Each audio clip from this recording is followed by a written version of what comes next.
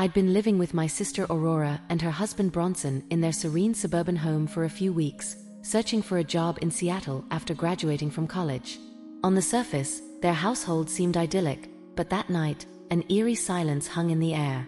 As I lay in bed for sleep, my mind wandered back to the day's events, the laughter, the stories, and the strained smiles exchanged between Bronson and Aurora. Their marriage had always appeared flawless, but I couldn't shake the feeling that something was amiss. Bronson, with his effortless charm and success, had a magnetic pull that I couldn't quite explain. Bronson's charm and success had always drawn me in. Our interactions were polite yet laced with an unspoken tension. I found myself lingering in his presence, captivated by his magnetic presence. One night, Bronson organized a special dinner party. Aurora was thrilled to have all of us there, and Bronson welcomed me with open arms. Dinner that evening was filled with laughter and light-hearted conversation, yet I couldn't help but notice the strained smiles and the way Bronson and Aurora exchanged fleeting, tense glances. As the night wore on and everyone headed to bed, after everyone had gone to bed, I found myself staring at the ceiling, unable to shake the feeling that something was off. I lay awake, staring at the ceiling, unable to shake the feeling that something wasn't quite right. The creak of the floorboards outside my room made my heart race. I dismissed it as Aurora heading to the bathroom, but when the door to my room crept open, I sat up in bed.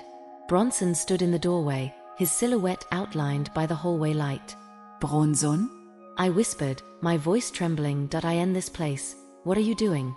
Soon after entering the room, he shut the door behind him and walked out. A silvery gleam was created on his face by the moonlight that was able to penetrate the drapes, drawing attention to the agony that was engraved over his face. It was difficult for me to fall asleep, he said, his voice trembling with anguish. I needed to have a conversation with someone. When he got closer to the bed, he hesitated for a moment before sitting on the edge of it, as if he was hesitant to fully commit to being there. The weight of his body caused the mattress to sink, and I could feel the heat emanating from him itself. Regarding Aurora's things. As he ran his fingers through his tangled hair, he started, but then he let his voice fall off. No, we are not. It is not what it appears to be. I couldn't deny the flutter in my gut that occurred when he was close by, despite the fact that my heart hurt for my sister. I approached Bronson and remarked, "This isn't right," as I moved slightly closer to him. "Aurora, not me, is the person you should be talking to." In his eyes, which were filled with a mixture of conflicting feelings, he turned to face me. "I am aware," he sighed. "Nevertheless, there is something about you. It's impossible for me to get you out of my brain." His words hovered between us, teeming with the potential for both threat and opportunity. I was aware that I ought to request that he leave, so that he could go back to my sister and work on their marriage. Nevertheless, the yearning that was reflected in his stare was a reflection of my own secret yearnings, and I found myself unable to move. Even though he was reaching out to brush a strand of hair away from my face, I hushed him and said, "We can't." A surge of electricity coursed through me as he approached. He mumbled, "I know this isn't right. I can't control how I feel." In that moment, time stood still, and the world around us melted away. As we shared a tender yet passionate kiss, I was acutely aware of the complexity of our emotions. The tension that had been building between us for weeks finally found expression. The lines between what was right and what was wrong began to blur. As we shared a passionate kiss, I was aware of the potential consequences of our actions.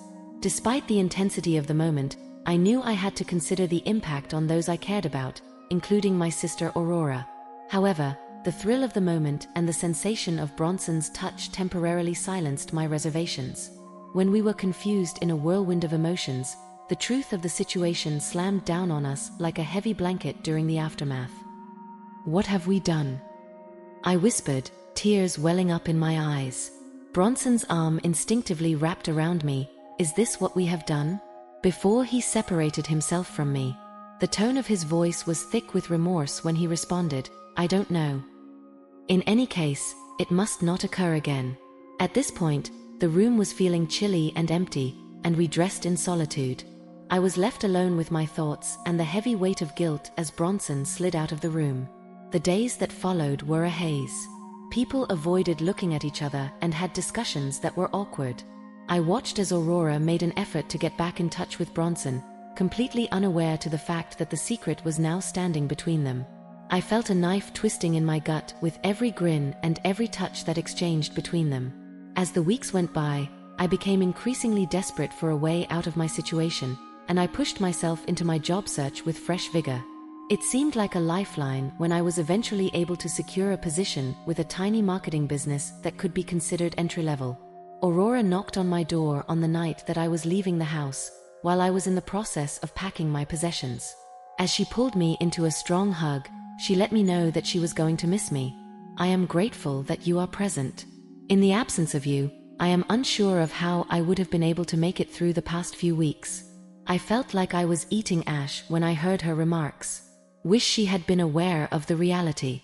I felt a complicated mixture of relief, remorse, and determination as I drove away the following morning, seeing Aurora and Bronson wave farewell in my rearview mirror. I would never forget that moment. For years to come, the memory of that night would continue to torment me, serving as a sharp reminder of the terrible force that comes from allowing desire to go unrestrained. On the other hand, it was a defining moment.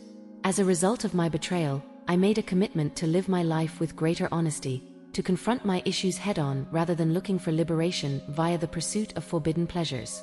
The path that lay ahead of me would be lengthy and challenging, but I was aware that it was a journey that I had to take. For a very long time, the memory of that night would continue to torment me, serving as a constant reminder of the fine line that separates desire and disaster.